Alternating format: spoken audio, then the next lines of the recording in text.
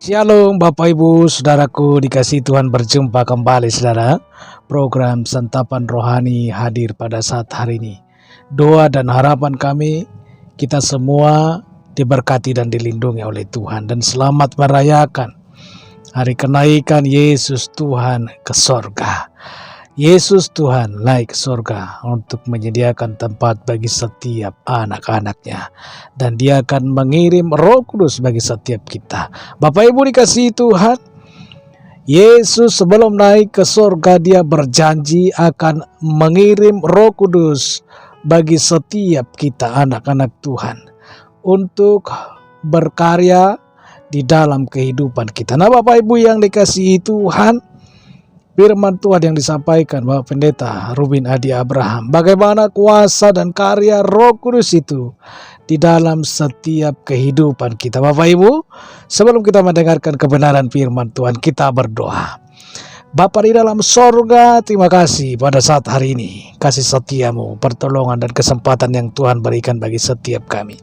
Kami ingin mendengarkan kebenaran firman Tuhan, bagaimana karya Roh Kudus di dalam kehidupan kami. Tuhan, urapilah pendengar kami, supaya kami sadar betul bagaimana karyamu di dalam kehidupan kami, sehingga hati kami semakin hari semakin mendekat dan berkenan kepada Tuhan.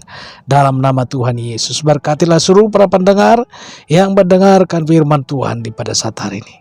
Di dalam nama Tuhan Yesus kami berdoa dan bersyukur. Haleluya. Bapak Ibu dikasihi Tuhan, tanpa berlama-lama lagi, kita akan mendengarkan firman Tuhan yang disampaikan Bapak Pendeta Rubin Adi Abraham.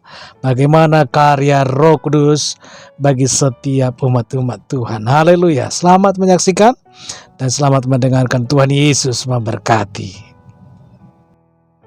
Shalom saudara dikasihi Tuhan, senang sekali saya Pendeta Rubin Adi Abraham bisa melayani Anda pada hari ini. Hari ini saya akan berbicara perihal pekerjaan Roh Kudus dalam hidup orang percaya. Dan judul firman Tuhan adalah dahsyatnya karya Roh Kudus. Kita akan baca Yohanes 14 ayat 16 dan 17 yang berbunyi demikian. Aku akan minta kepada Bapa dan ia akan memberikan kepadamu seorang penolong yang lain supaya ia menyertai kamu selama-lamanya, yaitu Roh kebenaran. Dunia tidak dapat menerima dia, sebab dunia tidak melihat dia dan tidak mengenal dia. Tetapi kamu mengenal dia, sebab ia menyertai kamu dan akan diam di dalam kamu. Saudara sekalian, sebelum Yesus Kristus pergi ke sorga, dia menjanjikan penghibur bagi semua orang yang percaya, yaitu Roh Kudus yang akan melanjutkan karya Allah di dalam hidup kita. Dan saya yakin Yesus naik untuk menyiapkan sorga bagi kita. Tetapi Roh Kudus turun untuk menyiapkan kita bagi sorga. Roh Kudus harus berkarya supaya benar-benar karakter kita cocok. Supaya kita bisa bersama dengan Dia di dalam kekekalan. Nah, tanpa Roh Kudus memang ada keinginan untuk kita berbuat baik. Tetapi kemampuan tidak ada, no power. Saudara, kalau misalnya kita ingin terbang, saudara boleh naik ke apartemen, lalu berada di lantai yang paling tinggi, lalu kemudian saudara coba mengepakkan tanganmu, lalu kemudian saudara terjun, pasti mati. Kenapa? Kenapa kita tidak mungkin terbang? Karena kita tahu ada hukum Allah yang disebut gravitasi yang menyebabkan apapun yang ada di atas akan jatuh ke bawah. Nah, hukum dosa juga seperti itu. Kita ingin mencapai tempat yang luhur, tinggi, kudus, tapi kita selalu jatuh di dalam dosa.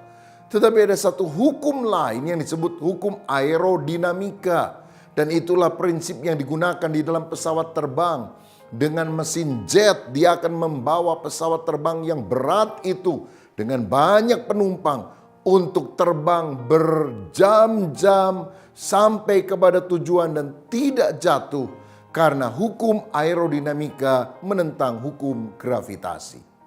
Saya percaya kalau kita hidup di dalam kekuatan diri sendiri, kita pasti jatuh di dalam dosa. Tapi kalau kita mengandalkan Roh Kudus, dahsyatnya kuasa Roh Kudus, kita akan alami untuk hidup yang berkemenangan. Nah, di dalam kitab Roma pasal yang ke-8, Rasul Paulus menyebutkan ada 4 akibat bila kita hidup dikuasai oleh Roh Kudus. Dan ini doa saya supaya kita benar-benar hidup dipimpin oleh Roh Kudus. Yang pertama, Roh Kudus membebaskan kita dari hukuman dosa.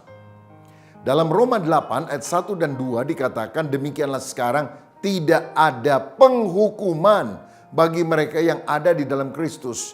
Roh yang memberi hidup telah memerdekakan kamu dalam Kristus dari hukum dosa dan hukum maut.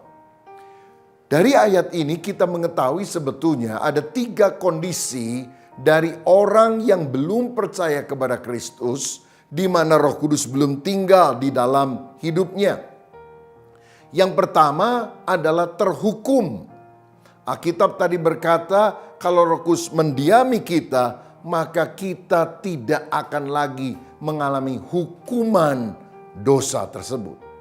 Nah, di dalam Yohanes 3:18 juga dikatakan, barang siapa percaya kepada Yesus, ia tidak akan dihukum.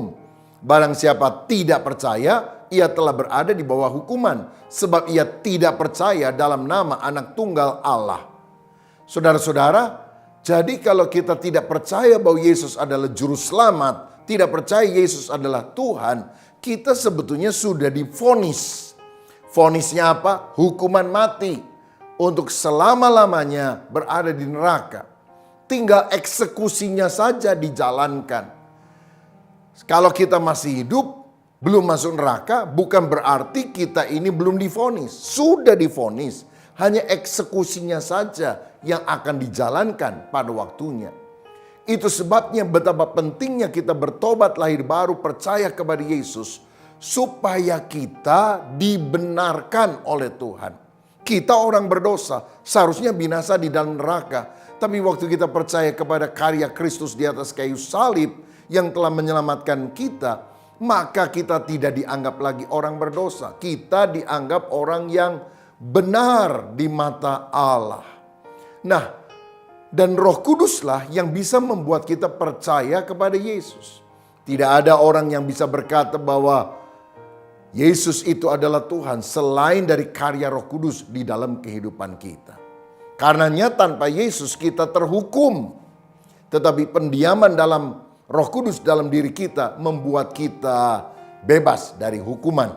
Kita orang yang percaya kepada Kristus tidak akan pernah dihukum masuk ke dalam neraka. Karena ketika kita percaya kepada Kristus, segala hukuman sudah ditanggung di atas kayu salib. Yang kedua, orang yang hidup di luar Kristus adalah orang yang mati secara rohani. Karena itu Alkitab tadi berkata, oleh Roh Kudus kita dihidupkan rohnya.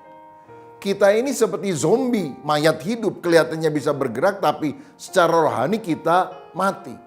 Dan cirinya orang yang mati rohani adalah tidak tertarik pada perkara-perkara rohani. Saya ingat sebelum saya lahir baru, karena saya dilahirkan dalam keluarga Kristen, ayah saya pendeta, saya diharuskan membaca Alkitab setiap hari. Tapi waktu saya baca, saya merasa buku ini sangat membosankan. Saya pikir ini buku yang mati, tidak menarik. Tapi setelah saya bertobat, percaya kepada Yesus, lahir baru, saya membaca firman dengan sukacita. Dan sangat tertarik walaupun sudah membaca berulang-ulang. Dan saya tahu sebetulnya bukan Alkitab yang adalah buku mati. Roh saya pada waktu itu mati. Sehingga saya tidak tertarik pada perkara rohani. Saudara sekalian, seperti seorang kakek paling doyan makan capcay misalnya. Tapi kalau dia mati, mau ditawarin capcay banyak dan enak juga dia akan menolak. Karena apa? Orang mati tidak tertarik kepada apa yang ditawarkan kepadanya. Nah, kalau kita mati secara rohani, ada KKR, ada khotbah, ada retreat, ada buku rohani yang bagus, kita nggak akan tertarik. Karena apa? Rohmu yang mati harus dihidupkan dulu oleh Roh Kudus. Yang ketiga, ciri orang yang di luar Kristus adalah terikat. Karena itu Roh Kudus harus memerdekakan atau membebaskan kita. Sebab orang yang terikat mau tidak mau akan selalu jatuh di dalam dosa. Seperti budak. Budak itu di hadapan tuannya kalau disuruh dia harus taat. Jongkok, dia jongkok. Lompat, dia akan lompat. Karena apa? Budak. Nah, kalau kita budak dosa, kita mau mungkin hidup benar, tetapi kalau setan sudah bilang, lakukan dosa ini, kita akan melakukannya. Karena kita adalah orang yang terikat dan perlu Roh Kudus untuk membebaskannya. Saya membaca di sosial media, ada beberapa orang artis yang ditangkap oleh polisi karena apa? Terjerat kasus narkoba. Celakanya ada yang ditangkap itu 2 kali, 3 kali, bahkan saya baca ada yang 4 kali. Ya saudara udah ditangkap, dimasukin penjara atau direhab, jatuh lagi, jatuh lagi, jatuh lagi. Ini menunjukkan apa? Niat saja tidak cukup. Tekad saja tidak mampu membebaskan kita dari hukuman. Saudara, karena itu kita membutuhkan karya Allah di dalam hidup kita. Nah, kalau saudara hidup di dalam Roh Kudus, kita bukan cuma mau, tapi kita dimampukan. Mungkin ada di antara saudara yang selama ini terikat misalnya oleh rokok atau perjudian. Oh, saudara udah bilang, saya nggak mau ngerokok lagi, saya nggak mau judi lagi. Ternyata kebobolan juga. Kenapa? Agama mungkin mengajarkan hal yang baik, tapi tidak memberikan kuasa kepada kita untuk bisa melakukan apa yang baik itu. Hanya pendiaman Roh Kudus dalam hidup kita yang membuat kita mampu. Nah, dalam Galatia 5 ayat 19-21 dikatakan perbuatan daging telah nyata. Yaitu percabulan, kecemaran, hawa nafsu, penyembahan berhala, sihir, perseteruan, perselisihan, iri hati, amarah, kepentingan diri sendiri, percideraan, roh pemecah, kedengkian, kemabukan, pesta pora, dan sebagainya. Terhadap semuanya itu kuperingatkan kamu seperti yang telah kubuat dahulu, bahwa barang siapa melakukan hal-hal yang demikian, ia tidak akan mendapat bagian dalam kerajaan Allah. Nah, yang pertama kita melihat perbuatan daging itu mencakup dosa seksual. Yang disebutkan tadi adalah percabulan, kecemaran, dan hawa nafsu. Orang kalau tidak dipimpin oleh Roh Kudus akan selalu jatuh pada dosa semacam ini. Pikiran yang kotor, hidup yang najis, dan jatuh lagi pada dosa seksual. Yang kedua adalah dosa okultisme, penyembahan berhala, dan sihir. Saudara, orang yang tidak dipenuhi dengan Roh Kudus, dia akan diikat oleh roh jahat. Percaya kepada dukun, paranormal, ya percaya kepada horoskop, buku primbon. Mungkin saudara bilang ini kan cuma iseng. Saya mau bilang jangan kasih kesempatan bagi iblis. Iblis nggak nunggu saudara percaya baru bekerja. Saudara iseng aja dia akan menyerang kita. Ini merupakan jalan masuk bagi si iblis. Yang ketiga adalah dosa sosial. Dan dosa sosial ini meliputi berbagai hal antara lain perselisihan, iri hati, amarah, kepentingan diri sendiri, perceraian, roh pemecah, kedengkian. Orang yang dikuasai oleh hukum dosa akan selalu berbantah-bantah dengan orang lain. Ngajak ribut, ya, terlibat dalam perkara kriminal. Dan dosa yang keempat adalah dosa hedon. Hidup menurut kemauan sendiri, ingin menikmati segala hawa nafsu dunia. Itu meliputi pesta pora, kemabukan, dan sebagainya. Tetapi kalau kita dikuasai oleh Roh Kudus, bukan perbuatan daging yang kita akan munculkan, tapi buah roh. Seperti yang dikatakan oleh Galatia 5 ayat 22-23. Kasih, sukacita, damai sejahtera, kesabaran, kemurahan, kebaikan, kesetiaan, kelemah lembutan, dan penguasaan diri. Saudara-saudara, kita percaya kalau Roh Kudus tinggal di dalam hidup kita, maka kita tidak lagi hidup di dalam hukuman. Kita tidak akan masuk neraka. Bahkan hukum dosa pun kita bisa kalahkan oleh kuasanya. Karenanya hiduplah di dalam roh. Zakaria 4 ayat 6 berkata bukan dengan keperkasaan atau dengan kekuatan. Tetapi oleh rohku kata Tuhan. Kita akan diberi kemampuan yang tidak mungkin dikerjakan oleh manusia untuk melakukan kehendaknya. Satu kali ada 2 ekor lalat yang sedang ngobrol di Bandar Udara Soekarno-Hatta, Jakarta. Lalat ini nanya sama temennya, kamu baru dari mana? Oh, saya 2 jam yang lalu masih ada di Surabaya, sekarang sudah di sini. Ah, nggak mungkin. Masa kamu bisa terbang dengan sayapmu yang kecil? Saya nggak percaya. Lalat temannya bilang, oh saya memang nggak kuat kalau terbang dari Surabaya sampai ke Jakarta. Tapi saya dengan sayap yang kecil masuk ke dalam pesawat yang sayapnya besar. Jadi saya masuk, saya diem aja di sana. Dan ketika pesawatnya terbang ke sini, lalu mendarat ya saya keluar ketemu sama kamu katanya. Saudara, dengan kemampuan kita tidak akan bisa mengalahkan hukum dosa. Tapi kalau kita manunggal dengan Roh Kudus, kita hidup di dalam Kristus, kita dimampukan.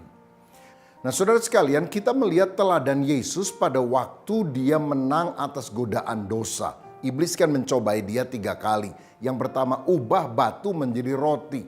Halalkan segala cara, yang penting perutmu kenyang. Ini adalah godaan keinginan daging. Dan berapa banyak orang sekarang supaya perutnya kenyang, supaya hidupnya makmur, maka dia korupsi, dia melakukan hal-hal yang jahat. Yang kedua, Yesus digoda untuk menjatuhkan diri dari bait Allah. Maka nanti malaikat akan menantang engkau. Dan semua orang akan heran dan berkata, Superman kepadamu. Ini adalah dosa keangkuhan hidup, kesombongan. Rasa diri paling hebat, tidak mau kalah sama orang lain.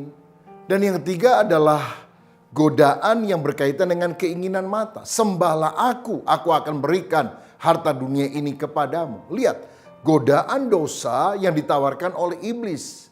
Tetapi Yesus selalu menolak godaan itu. Dan dia berkata, ada tertulis, manusia tidak hidup dari roti saja, tapi dari setiap firman yang keluar dari mulut Allah.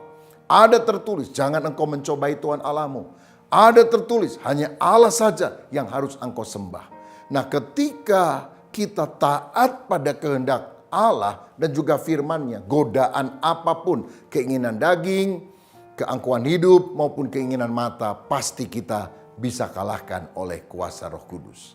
Saudara, karya Roh Kudus yang dahsyat dalam hidup orang percaya yang kedua adalah Roh Kudus memberikan pikiran yang rohani. Dalam Roma pasal 8 ayat 5 dikatakan, sebab mereka yang hidup menurut daging memikirkan hal-hal yang dari daging. Mereka yang hidup menurut roh memikirkan hal-hal yang dari roh. Saya percaya bahwa pikiran adalah sesuatu yang sangat penting karena ini menentukan perasaan, perkataan, dan juga perbuatan. Pikiran menunjukkan siapa saya. Engkau adalah apa yang engkau pikirkan. Karena itu Allah ingin agar kita punya pikiran yang luhur, yang rohani, pikiran Kristus.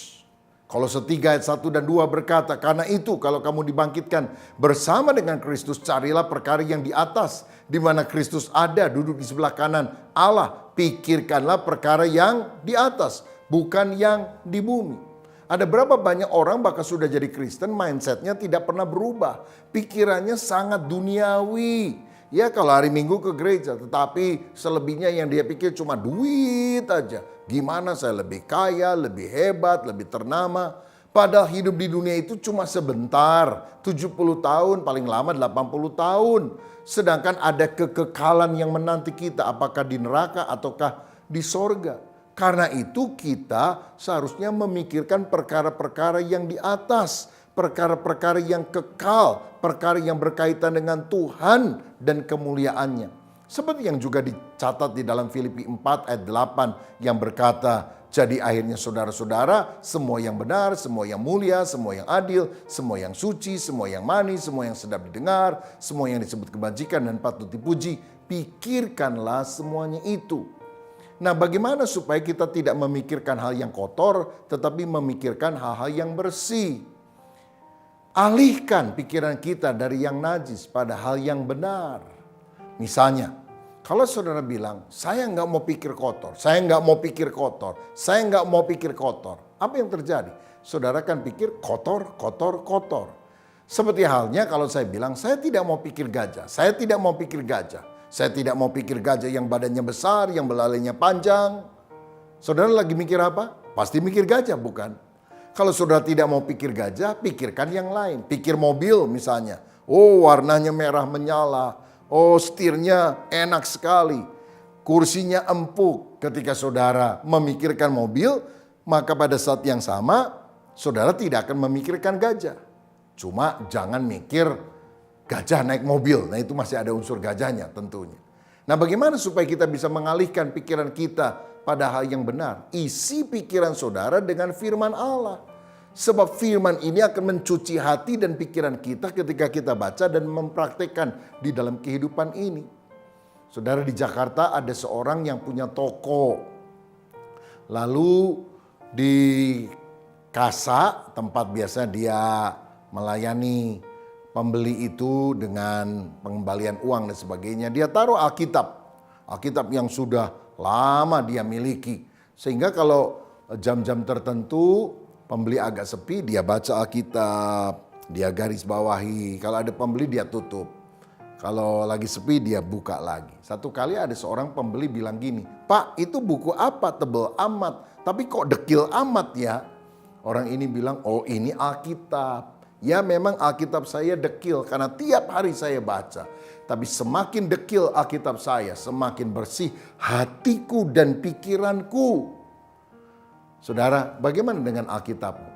Oh, Alkitab saya bersih, Pak. Wah, jangan-jangan hati dan pikiranmu yang dekil, saudara sekalian. Karena itu baca firman setiap hari. Nah, kalau pikiran kita diisi dengan firman, maka kita akan memikirkan Tuhan, pekerjaannya, kemuliaannya. Coba pikirkan Tuhan dan pekerjaannya. Coba saudara berpikir bukan hanya bagaimana ya supaya saya dapat uang lebih banyak. Tapi gimana ya supaya gereja di mana saya beribadah makin hari makin maju. Bagaimana supaya jiwa-jiwa baru lebih banyak yang diselamatkan. Terutama anggota keluargaku yang belum percaya bagaimana bisa dimenangkan. Bagaimana ya supaya orang-orang bisa ikut komunitas sel. Coba pikirkan bagaimana anak-anak saya bisa mendapatkan pelayanan rohani yang baik. Bagaimana saya bisa menabung harta di sorga. Bagaimana saya bisa menjadi berkat yang lebih besar bagi orang lain. Saya percaya kalau kita memikirkan bukan hanya diri sendiri, tapi orang lain dan mau jadi berkat, kita akan kreatif seperti Yusuf. Ketika Yusuf ada di Mesir, dia memikirkan bagaimana supaya orang-orang tidak mati kelaparan, saudara. Hikmat Allah mengalir, sehingga strategi-strateginya luar biasa. 7 tahun masa kelimpahan, dia simpan gandum dalam lumbung di seluruh Mesir. Sehingga 7 tahun masa kelaparan, dia mulai bagi-bagi itu dengan penata layan atau pengelolaan yang baik. Orang yang tidak hanya memikirkan untuk keuntungan diri saja, tapi memikirkan kemuliaan Tuhan dan menjadi berkat bagi orang banyak. Kreativitas Tuhan akan berikan melalui pikiran. Saudara, andalkan Roh Kudus. Roh Kudus akan memberikan terobosan, hikmat di dalam pemikiran saudara. Sehingga ada keberuntungan, kemenangan, berkat rohani dan jasmani yang saudara akan dapatkan. Puji Tuhan. Yang ketiga, karya Roh Kudus yang dahsyat dalam hidup orang percaya adalah Roh Kudus memberikan damai sejahtera di dalam hati. Dalam Roma 8 ayat 6 dikatakan karena keinginan daging adalah maut tetapi keinginan roh adalah hidup dan damai sejahtera. Ingat ke saudara ketika Rasul Paulus dan Silas memberitakan Injil di Filipi, ternyata mereka ditangkap, dimasukkan di dalam penjara. Tapi mereka tidak panik, mereka tidak menyesali diri. Kisah Rasul 16 mencatat mereka justru menyanyikan lagu puji-pujian kepada Tuhan. Sehingga gempa terjadi dan mereka bisa menginjili kepala penjara sehingga mereka bertobat. Saudara sekalian, Roh Kudus kalau kita izinkan berkarya, dia akan memberikan damai sejahtera walaupun kondisi di luar tampaknya tidak nyaman. Dalam Kisah Rasul 12 juga kita membaca kisah Rasul Yakobus ditangkap oleh Herodes dan dibunuh. Dan kemudian Petrus juga ditangkap dan besok akan diadili di depan orang banyak. Dan kita tahu hukumannya pasti hukuman mati, bukan? Tetapi malam itu Petrus tidur nyenyak. Dan ketika ada malaikat yang disuruh Tuhan untuk membangunkan, melepaskan dia dari penjara, menyuruh dia keluar, Petrus masih pikir itu mimpi. Ini saking nyenyak tidurnya, saudara. Jadi tidak bisa bedakan mana mimpi dan mana kenyataan. Loh, kalau saudara tahu besok saudara akan divonis hukuman mati, apa bisa tidur? Enggak mungkin bisa tidur, bukan? Tapi kenapa Petrus begitu nyenyak tidurnya? Karena dia mengalami damai sejahtera di dalam hati. Dia pegang saja perkataan Yesus. Yesus pernah ngomong kepada dia, kalau kamu muda, kamu mengikat pinggangmu dan kamu boleh pergi saja kemana kamu mau. Tapi kalau kamu sudah tua, kamu akan diikat dan kamu akan mati demi namaku, kata Yesus. Jadi Petrus tahu dia akan mati di dalam pemberitaan Injil yang dia lakukan demi nama Yesus. Tapi waktunya adalah kalau dia sudah tua. Jadi sebelum tidur mungkin dia doa, Tuhan aku tahu aku harus mati. Tapi aku yakin bukan sekarang. Aku masih muda Tuhan, aku belum tua-tua banget.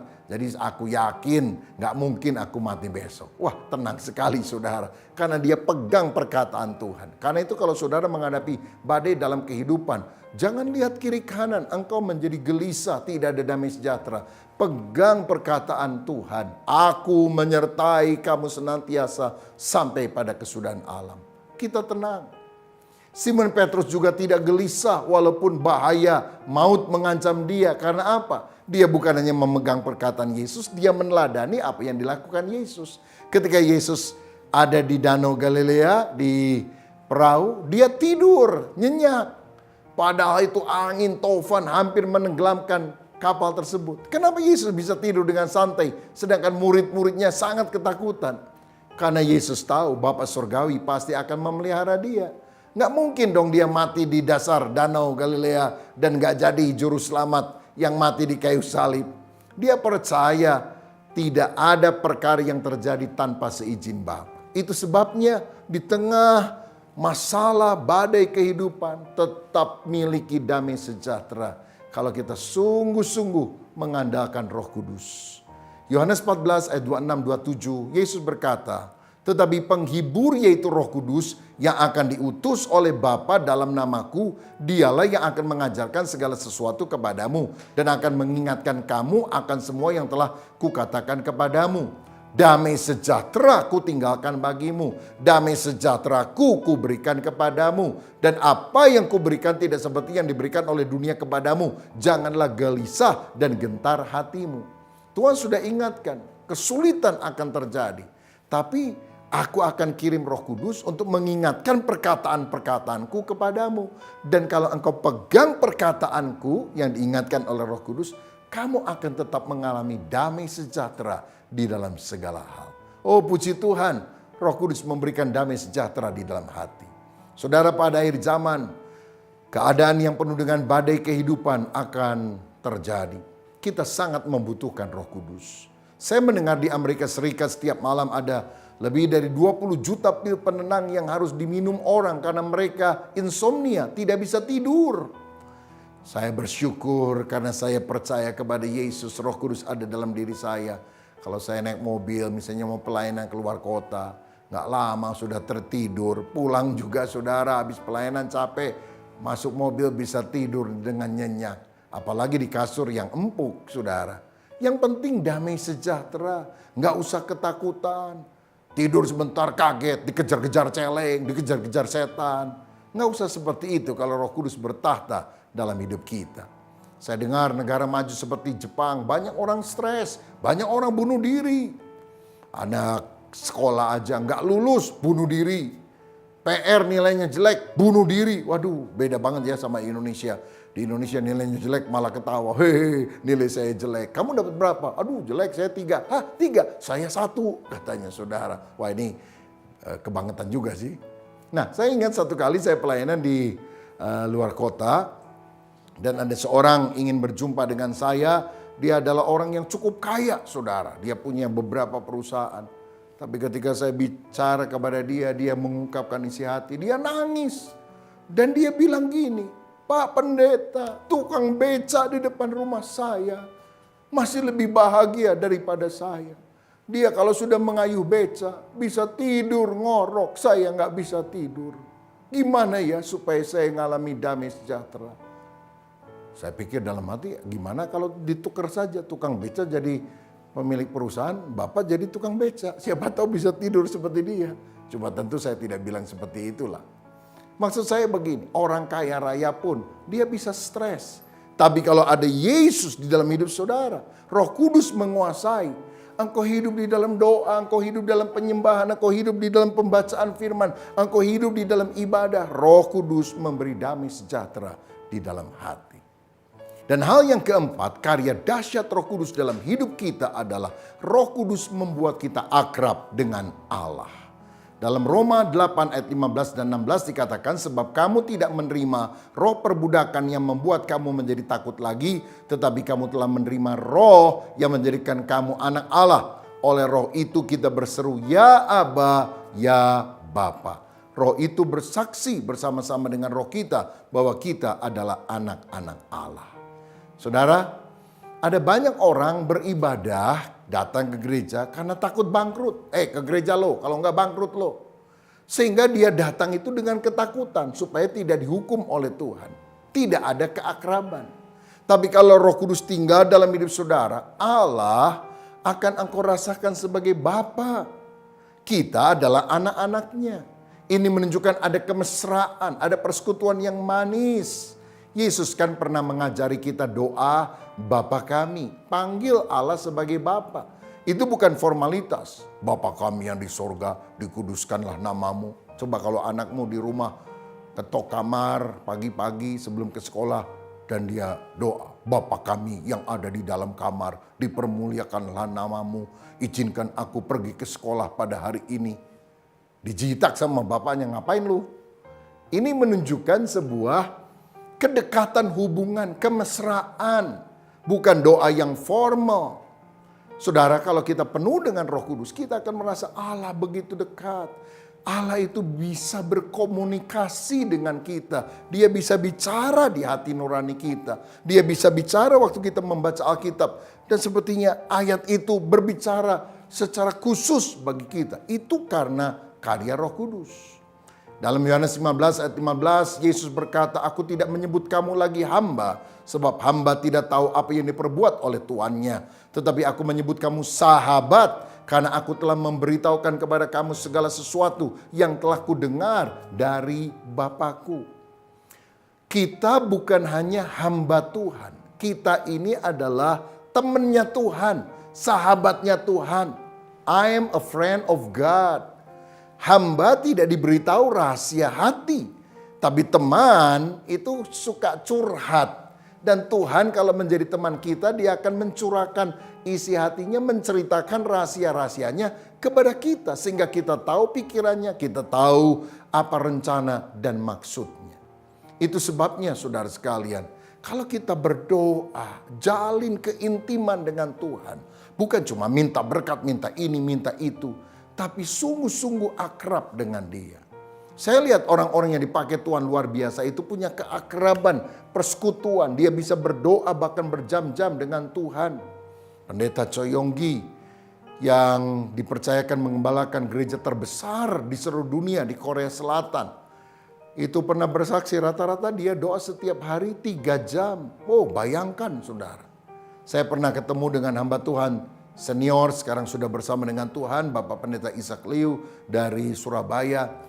Dan waktu saya ketemu, saya tanya, Om, doa berapa lama setiap hari? 6 jam. Wow, 6 jam? Iya, katanya. Saya doa 2 jam pagi, 2 jam siang, 2 jam malam. Lalu saya tanya, gimana caranya bisa doa begitu lama dan panjang? Dia menjawab, doa itu mesti sedikit meminta, banyak menyembah. Ini kuncinya. Doa itu bukan cuma minta-minta, tapi menjalin keakraban dengan Tuhan. Cuma nyembah, haleluya, engkau baik, luar biasa. Engkau mengasihi aku juga mengasihimu Tuhan. Oh, seperti orang pacaran berkasih-kasihan, itu ngobrol berjam-jam gak kerasa. Karena apa? Hati yang saling mencintai. Nah, Roh Kuduslah yang akan membuat kita dekat dengan Tuhan. Saya punya opa, dia punya kehidupan doa yang sangat teratur. Dia selalu doa rata-rata 15 menit lah setiap kali doanya. Tapi dia selalu doa tiap hari mulai dari jam 6 pagi, lalu kemudian jam 9, lalu jam 12, lalu jam 3, lalu jam 6 sore, lalu jam 9 malam. Begitu terus. Dan anak-anaknya banyak yang jadi hamba Tuhan. Cucu-cucunya banyak yang jadi hamba Tuhan juga, termasuk saya. Saudara, tapi saya tidak bisa membanggakan diri. Karena apa? Ada orang yang menabur kehidupan rohani di dalam doa. dan Tuhan memberikan kasih karunia kepada keluarga kami. Saudara, maukah engkau menjalin keintiman dengan Tuhan dengan banyak berdoa, merenungkan firman-Nya, dan itu akan terjadi kalau Roh Kudus menguasai hidup saudara. Siapa di antara saudara yang mau berkata, Roh Kudus, biar aku menang atas setiap keinginan daging, biar aku berkemenangan dan punya pikiran-pikiran rohani, bukan pikiran-pikiran yang duniawi. Roh Kudus, saya juga ingin mengalami damai sejahtera di tengah dunia yang bergejolak ini. Dan aku juga ingin intim dengan Engkau, memanggil Engkau sebagai Bapa. Kalau itu kerinduanmu, mari kita berdoa bersama. Bapa, terima kasih, kami sangat membutuhkan Roh Kudus. Dan kami percaya kalau saat ini Roh Kudus menguasai hidup kami, karya yang dahsyat akan terjadi dalam hidup kami. Karena itu kami membuka hati dalam nama Yesus. Terimalah karya Roh Kudus. Terimalah kehadiran Roh Kudus. Dan kami yakin kalau kami taat kepada Roh Kudus, ada kemenangan dalam hidup kami selamanya. Dalam nama Yesus kami berdoa. Haleluya. Amin. Salam sehati. Tuhan Yesus memberkati. Haleluya, haleluya. Nah, Bapak Ibu Saudaraku dikasihi Tuhan, saya yakin dan percaya bahwa setiap kita yang mendengarkan firman Tuhan pada saat hari ini diberkati dan dilindungi oleh Tuhan. Hari demi hari semakin berkenan kepada Tuhan. Demikianlah Bapak Ibu Saudaraku dikasihi Tuhan, perjumpaan kita pada saat hari ini. Dan sampai berjumpa dalam kesempatan berikutnya. Tuhan Yesus yang memberkati. Amin.